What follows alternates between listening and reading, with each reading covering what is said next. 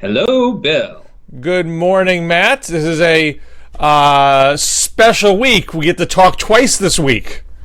That's right. For those of you who didn't get enough of us, check out my podcast, Matt Lewis and the News, where, Bill, you were my guest this week for a pretty good conversation about healthcare reform. Oh, that was just before McConnell yanked the bill, which we had talked about being a possibility. Yes.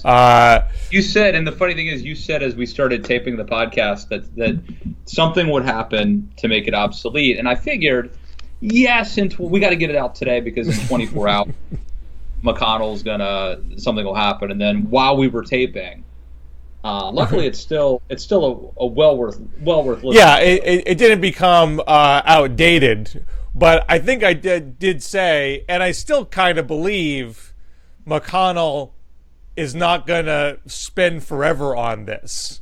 I would assume this is a hard-headed guy. This guy wants to get as much done as he can, doesn't want to spin his wheels.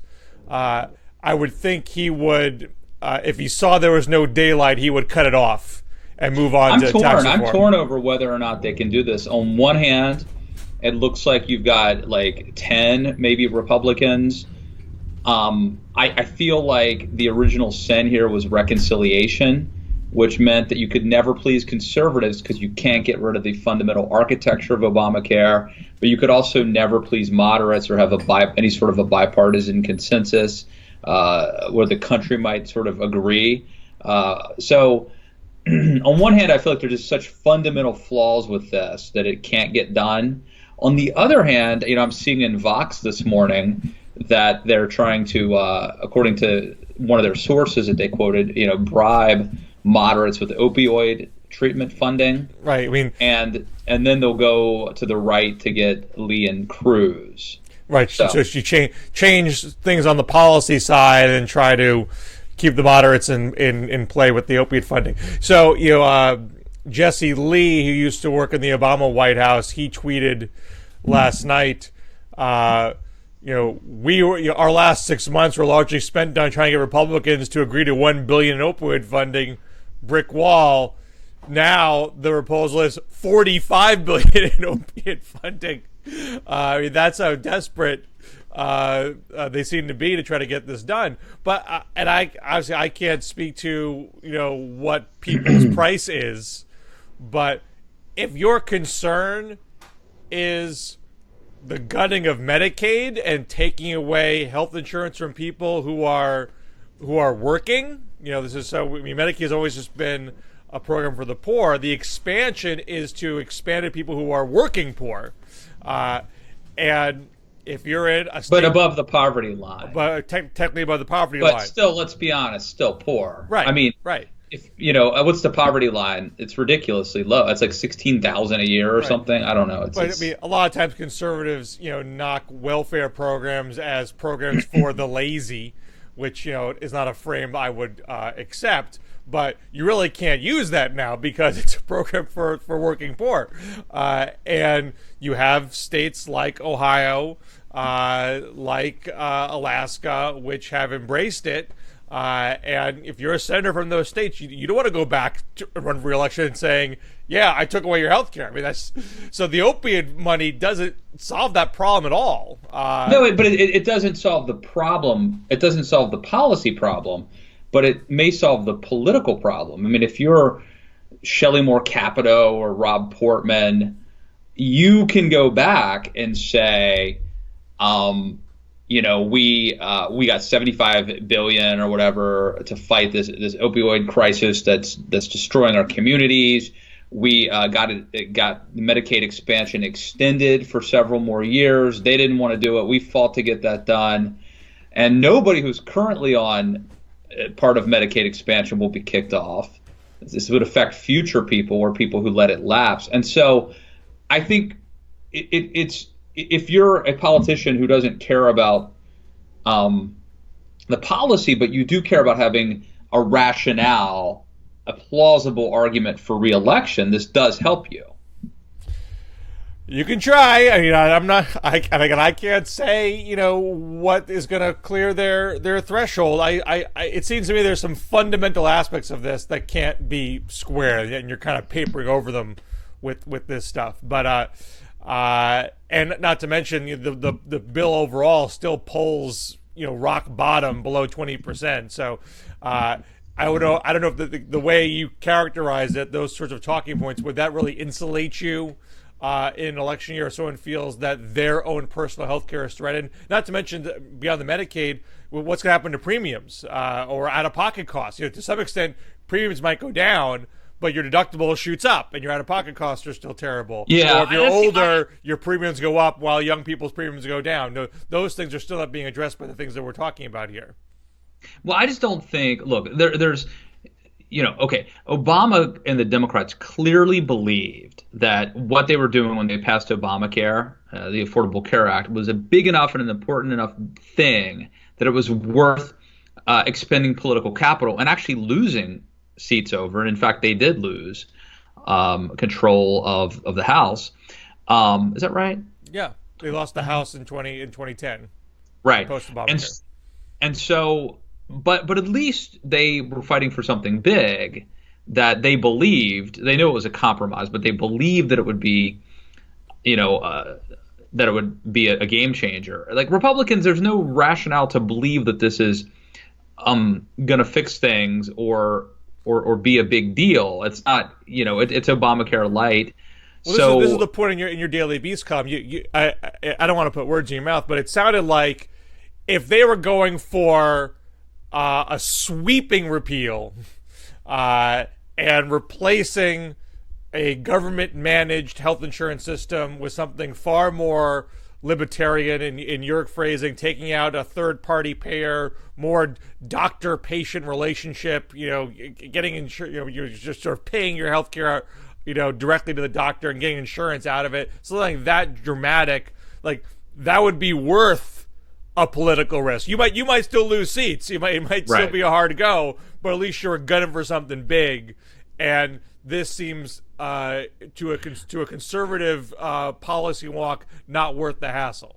I think so. You don't get the upside of doing something that actually could fix healthcare and make it more free market, but you get the downside of being blamed for kicking 22 million people off of Medicaid, and anything that could go wrong, even inadvertently, or it might have gone wrong anyway, you'll be blamed for. So I just think that there's a tremendous downside, and there's not that much of an upside. The only upside is that you get to say you get to say that you can't even really say you repealed Obamacare is the problem. I guess you get to say you did something, and that's enough. Well, if you repeal the individual mandate, you can say that's sort of the linchpin of Obamacare. Though, if you replace that with this newfangled, if you drop your health insurance, you can't get back on for 6 months. That's sort of an incentive to make sure you don't drop it. Right. That's kind of like a backdoor mandate, and you could say that's Obamacare light. I'm your backdoor mandate. That was the original Doors song. People don't know that.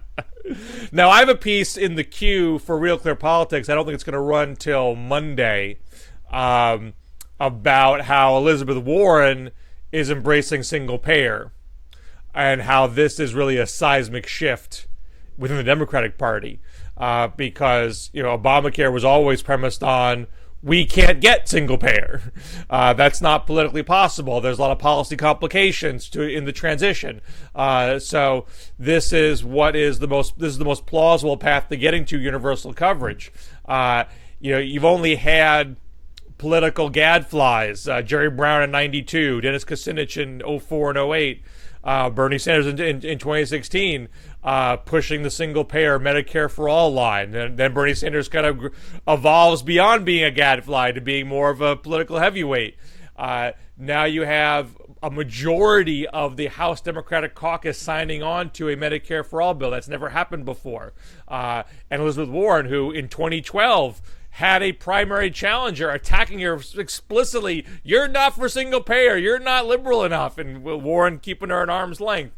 Now Warren comes around all of a sudden. And in my mind, single payer for the Democrats is the political equivalent of Obamacare repeal for Republicans. It's great for the base. It juices the ideological activists, and maybe in this current environment that upside is bigger than the risk of losing moderates in our polarized age. Maybe it's not going to be an albatross for the election. But as with Obamacare repeal, the problem comes in once you win, dealing with the details. You know, the Medicare for All bill in the House now is 30 pages long. It's a wisp of a bill. There's all sorts of, we've already seen Vermont and California go down the path, look at the price tag, look at the taxes that would be involved in the transition. There's a lot of upfront costs. You could argue it's going to be a money saver down the line. But what we have seen so far is they look at it and say, I'm not sure I can sell this. Let's pull back. So if Democrats win in 2018 and 2020 on a message of single payer, are they headed for the same kind of soul-crushing disappointment conservatives are risking right now? And you say, you ran this for 7 years and now you're not going to do it? Screw you, buddy. Oh, as I've said before, and I'll say again, tackling healthcare is the most thankless thing in politics. And it's like choosing a land invasion in Asia, a land invasion in Russia or something. It's fraught with danger. And it never works out well. And even if you think you're going to win, something will go wrong. It's just, it's a bad idea. Well, the line I used in the end of my piece, which James Carville said earlier this year, I think James Carville was around the Clinton days, so they know what can go wrong when you take on healthcare. Quote: "The mover on healthcare loses. To do something is to lose." And I can sort of see why Republicans wouldn't have internalized that lesson. They haven't been in the catbird seat on healthcare before. They've seen Democrats get burned in the 90s. They saw Democrats win in 2010, but lose seats, lose the House right afterwards. So they might think, well, that's not going to be us. We're going in the opposite direction. But it's the same fundamental problem. Anything you do in healthcare involves trade-offs, involves winners and losers. Losers tend to yell louder than winners. The problem isn't that people don't like liberal healthcare. It's that they don't like people messing with healthcare or even trying to fix it. It is so fraught with danger because it's going to destabilize things. Some people are going to lose something, right? Whether it's you like your doctor, you get to keep your doctor, or whatever. There's just you could argue that it's the right thing to do and that it's worth doing, and that's what but you'll pay a price for it. You will not. Nobody gets out of that, right, scathed. So what befuddles me more is, so if you're on the left, and I know plenty of people on the left who we're single payer or bust. It's the only way we're going to solve these problems, and so on some level I get that. But if you have a hint of political pragmatism in your DNA, you've seen what Democrats have gone through in the past 30 years. You have at least moved the ball down the field with Obamacare, and you see how hard it's for Republicans to undo it. And you have paid that political price already to get that far. There are so many other things to tackle. There are jobs, there's wages, there's climate, there's immigration, there's civil rights. Why would you want to commit Democrats to doing healthcare all over again the next time they gain power? Why wouldn't you, even if it's in the back of your mind, so you want to get to 20, 30 years? I mean, I have my political skepticism about it ever happening. But as far as ranking your priorities, why would you say, let's go through the healthcare morass all over again when you saw how painful it was and you're seeing how painful it still is? That I don't get. No, I think number one, some of them are just true believers. They maybe have noble motives. They really want to fix it. They probably see that Obamacare, even though all of a sudden it's become popular, it still has major problems and could eventually collapse or certainly need to be fixed, which may not happen if Republicans aren't going to cooperate. Also, I think you could certainly argue that single payer is simpler to implement. It doesn't require all these Rube Goldberg schemes and tricks and carve-outs and whatnot. And so they could maybe delude themselves into thinking because it's a simpler concept that it wouldn't have as much backlash. And it's simple today. I mean, it's simple when you do a 30-page bill in the House and you don't have to go through the ringer on it. And you can, it's like Republicans repealing Obamacare 60 times or whatever. Right. And you can casually say, "Oh, Canada does it, and England does it, and this place does it." I mean, sure. I mean, for what a lot of these European countries actually don't technically have single payer. They have different universal structures, or some it's more municipal level, not really national. But in none of these countries does it end the debate. There's always debate about healthcare. There's always questions: is the government delivering it in an efficient way or not? I'm not saying it means that it should never be done, and there isn't a strong argument for it. But to think that it's going to be lickety split, this is going to be a cakewalk. I mean, there's nothing in the history of healthcare policy to suggest that's going to be the case. And, I also just suspect that going back to TR and then later Harry Truman, like this has always kind of been the end game. If you were a progressive, you've always, healthcare has always been a priority, universal healthcare. And I think a lot of people have always pushed for single payer. So this is like part of the left's DNA. But universal coverage does not have to be the equivalent of single payer. There are multiple paths to universal coverage. I mean, individual mandate is a form of universal coverage. It has exceptions, so it doesn't quite get you there. But you can work on the exceptions, and you can work on the enforcement. I mean, in my mind, the simplest path to go from Obamacare to full coverage is more generous subsidies and stiffer penalties in the individual mandate. You have too many people now saying, I'd rather pay the penalty than get the insurance. So if the insurance was cheaper and the penalty was stiffer, that wouldn't be the case. I mean, that doesn't involve a whole redo of the system. There's political complication with that. I mean, one of the reasons why I think Obama was kind of soft on the penalty was because they didn't want to play the heavy and feel like the government's making you do something. Hey, let me ask you, who do you read on this? I know, what is it, Sarah Cliff over at Vox? She's great. Is known for this. On the right, you've got Avik Roy and Philip Klein. Who are the sort of the smart wonks that we should be paying attention to? Well, Jonathan Cohn, who during the Obamacare days reported on it in the Republic, and now he's with Huffington Post. He's still fantastic. There are people who are a bit more activists than journalists, but are experts. Andy Slavin, who ran Medicare in the Obama administration, he's been tweeting up a storm about this stuff. Topher Sphero, who is at Center for American Progress, they just actually put out a Obamacare reform proposal, which they argue would has the potential for bipartisan support.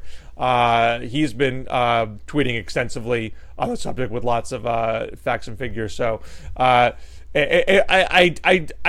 bet there's a story to write here. I don't know if I'm the right person to write it, but there's a lot of Obama alumni activity around this debate, and I don't know if there's a comparable example of the former administration being so politically active in a legislative battle, and I think at least so far, fairly successfully. I mean, certainly everything that the CBO has done and that the Obama alumni have been able to give context to and to push out and rally their troops around, and at minimum has slowed Republicans down.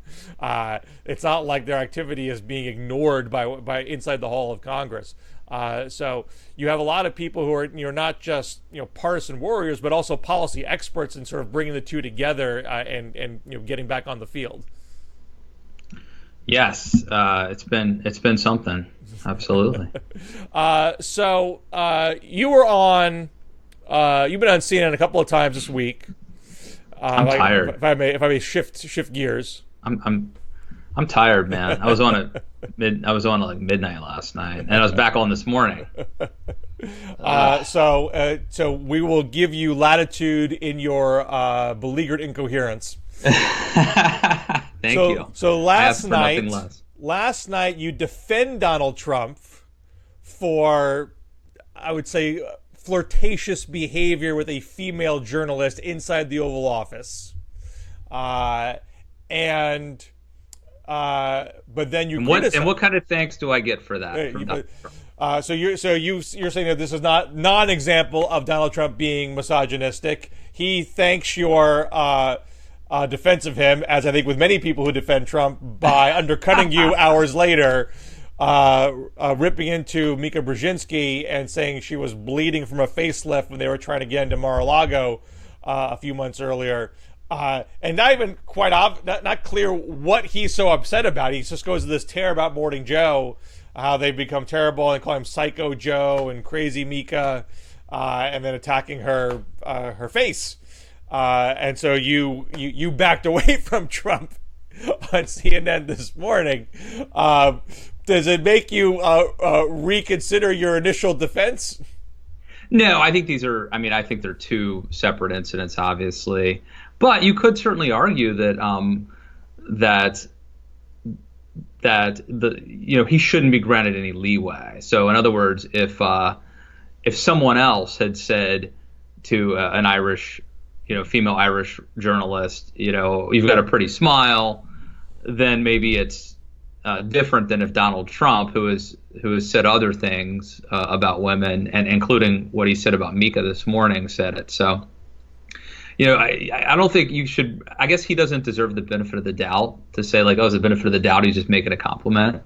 Like, since when did we get so politically incorrect that you couldn't, do that? It's like the Spinal Tap line. What's wrong with being sexy? No, sexist.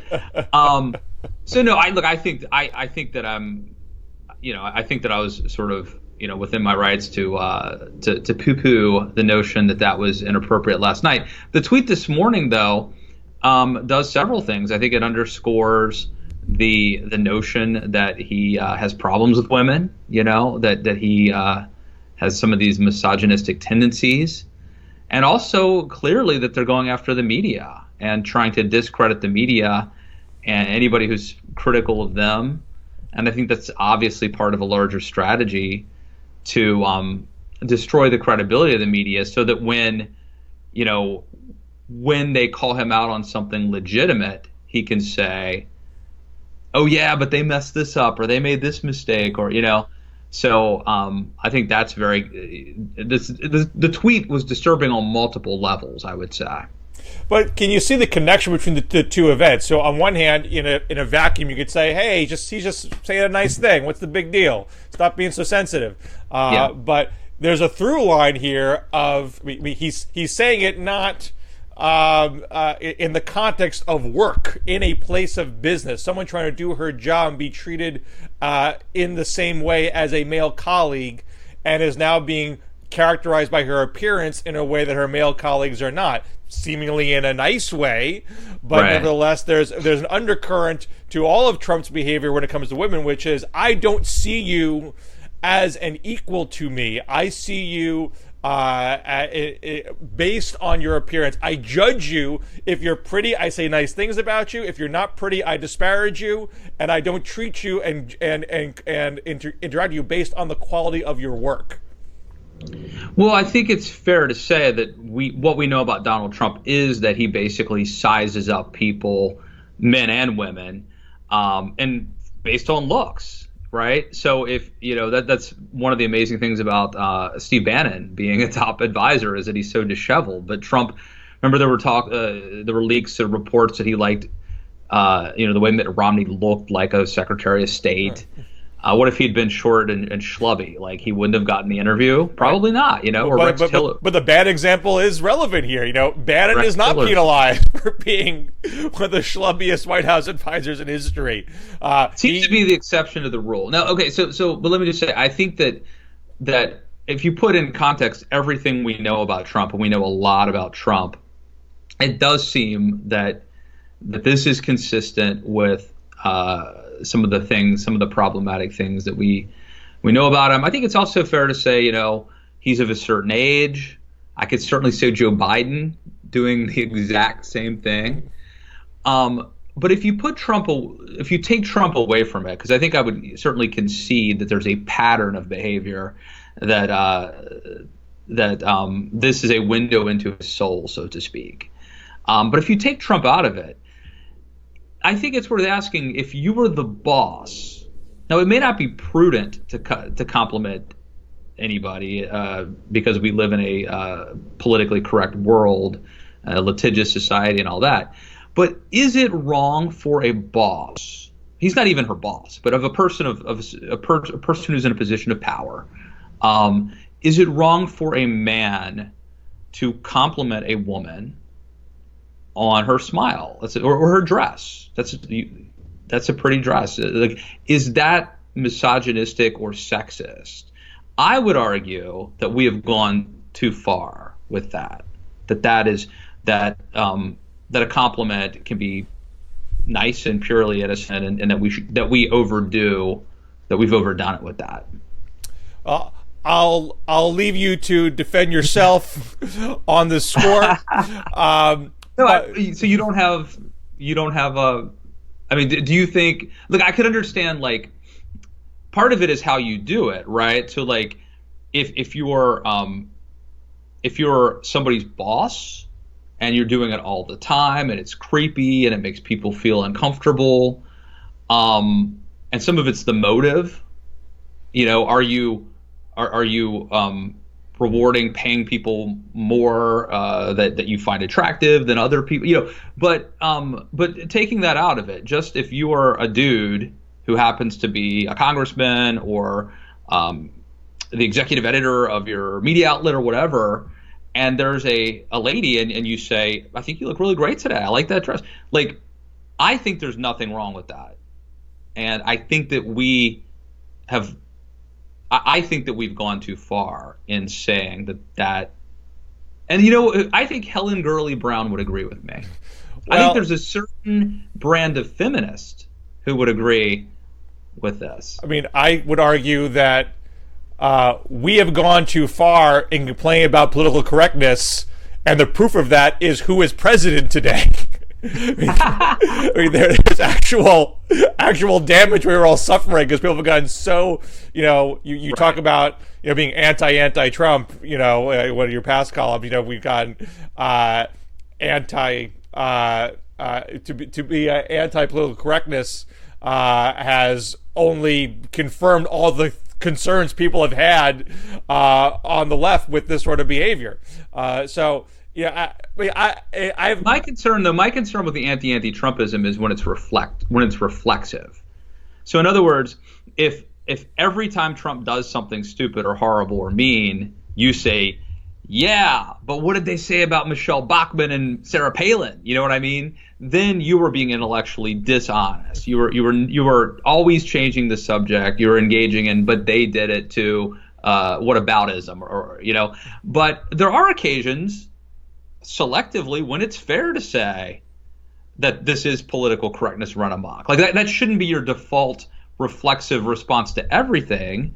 But there is such a thing as political correctness. Well, there's an example. There's an example from this past week where there was a protest march.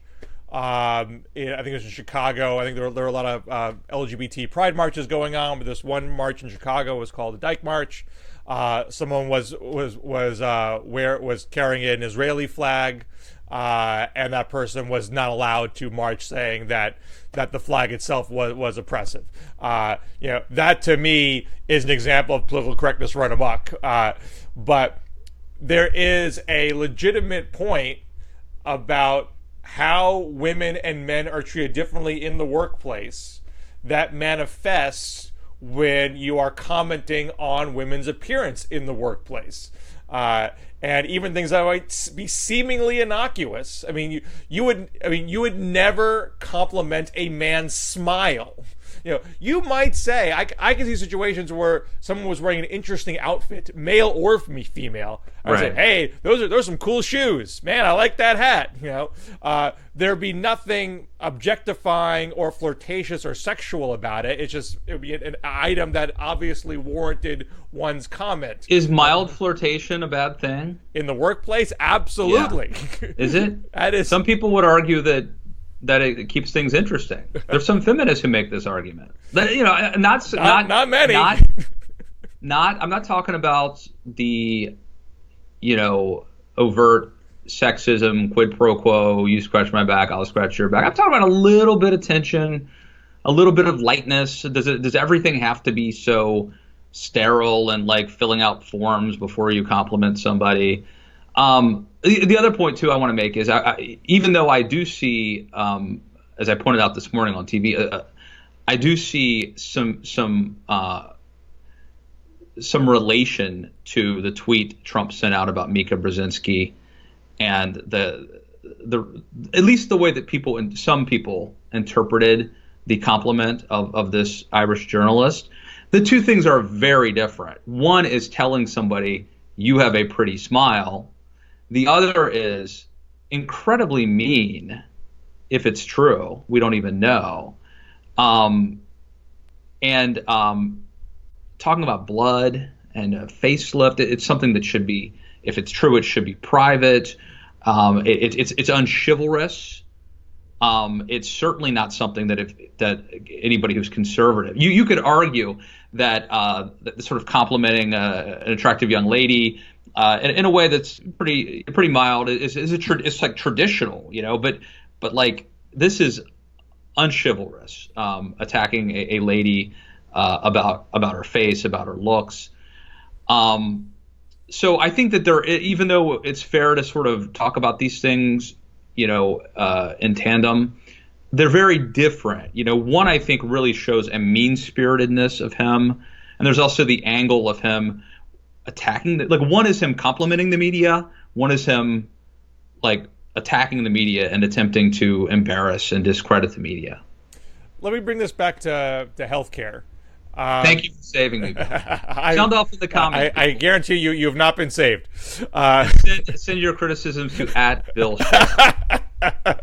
Why are you enabling him, Bill? You're a monster. So if you're a Senate Republican, you are concerned that this healthcare bill is a political loser, but you are being pressured by Trump, by McConnell, saying, look, this is what we ran on. We ran Obamacare repeal. You don't want to be blamed for pulling the plug on this and undercutting me. We got to stick together on this. Does Trump's behavior outside of healthcare interfere with his own lobbying, or are we at a point where Greg Gianforte assaults a reporter, gets elected? Karen Handel's allies accuse John Ossoff of being in league with the congressional shooter. She gets elected. Within the Republican Party, do they get nervous anymore when Trump does these things, or have they all come to terms and said, you know what, he does it and he got elected and my voters don't care and it's completely irrelevant to how I judge this healthcare bill? Are you a Simpsons fan, Bill? I haven't watched in a long time. Neither have I, but I'm trying to think. There was an old episode where like this guy gets hired to like work the nuclear factory or the nuclear reactor with Homer, and he's like really upset. Like Homer somehow keeps getting promoted, and I'm trying to think. Homer gave the guy a nickname that he hated, and like I don't know. I was hoping you'd bail me out. I don't remember. Anyway, the point is, it's got to be frustrating for liberals to see like this guy do all these like stupid things and just keep failing forward in some ways. I mean, at least winning these elections, winning the Supreme Court battles, getting a Supreme Court nominee. Like it has to be frustrating to see him. He keeps doing stupid things and making what ought to be obvious mistakes, and just he keeps getting ahead. Well, I mean, it's more than just frustrating. I mean, this is tangential. I don't know if you've seen this NRA video that's been going around from Dana Loesch. I think it's Lash. Lash. So it actually is a video that was made for an NRA conference in April, but it got put on Facebook a couple weeks ago. And then a progressive journalist, Jeff Sharlet, tweeted out just the other day, and that got a whole bunch of attention to it on the left, where, Dana is referring to the left as they. They use the news media to assassinate us. They use their ex-president to lead the resistance. They use Hollywood as propaganda, and they call everything homophobic and misogynist. And the only way we can stop them is for the police to do their jobs, with images of rioting going on in the background. And the ad ends with, we need to stop their violence of lies with the clenched fist of truth. I'm the NRA and I'm freedom's safest place, which is their tagline. So you got folks on the left saying, these people are calling for civil war. Ann Applebaum of the Washington Post tweeted it out saying violence is coming. So the Trump tweets aren't just, that guy's losing his mind. It's that this guy is actively fostering a culture of misogyny, which is hurting people. And it greatly complicates. Obviously that's stuff serious in and of itself. But as far as what do Democrats do politically to deal with that, often when you lose an election, your reaction is, how do I win back voters that I lost? How do I have to change my behavior to win back these people? When you see outright misogyny, you see violent imagery being used, the reaction is not, I need to woo that person. You want to fight that person. It fosters the polarization. So it makes it really difficult for Democrats to come together on a strategy saying, how do we win in this country? This is the kind of defeatism that Democrats were feeling post-Bush. Thinking, how can we? This guy is the dumbest guy on the planet, and we can't beat this guy. Man, America's a bunch of morons. That wasn't true. Democrats could win those folks back with Barack Obama a few years later. So it's very possible these people can be won back, and people shouldn't be treating these images as indicative of a majority of the country. So you're saying we shouldn't move to Canada? I've made that point many times. Although when I said that 10 years ago, it was Stephen Harper. Now it's Justin Trudeau, and it's a harder sell. So I think people on the left are getting increasingly disturbed at what Trump is fostering and leading. And to the extent that Republicans aid and abet it makes them only more disturbed. I'm just disturbed I can't think of The Simpsons episode. It was originally in my book, Too Dumb to Fail. I think I started the book by talking about this Simpsons episode. And now I can't even remember it, so... That only shows how tired you are. Somebody will sound off in the comments. They always do. Was there anything else we were planning to talk about? I think we probably covered a lot. We're doing good. All right. America's in flames, but beyond that, But it's great for our ratings. Our ratings here at the DMZ are through the roof. I've been running the numbers. We're great. The DMZ, the Central Command, they want more Russia coverage. They feel like that's good for ratings. So, well, I will see you after the 4th. You have July 4th plans? It's hard for me to become more patriotic than I am on a daily basis. I'm at 11 from a scale of 1 to 10 on a normal basis. So I'll be watching the fireworks and singing. Do you go down to the mall? I go to this is very elitist, Bill. I go to a building because you don't want to sit outside on the mall with the normies, So I go to an air-conditioned high-rise sort of a building, and it's not a high-rise because they can't be too tall, but a building in D.C. And I sit on I guess it's like a porch deck or something, and I watch the fireworks there. Yes, you are what's wrong with America. I think it's everything that's right with America. And I'll be eating barbecue and drinking Miller Lite or Milwaukee's Best Light Ice. Well, I beat you because I've already done my July 4th fireworks. You may not know this, being living in the elitist bubble of DC.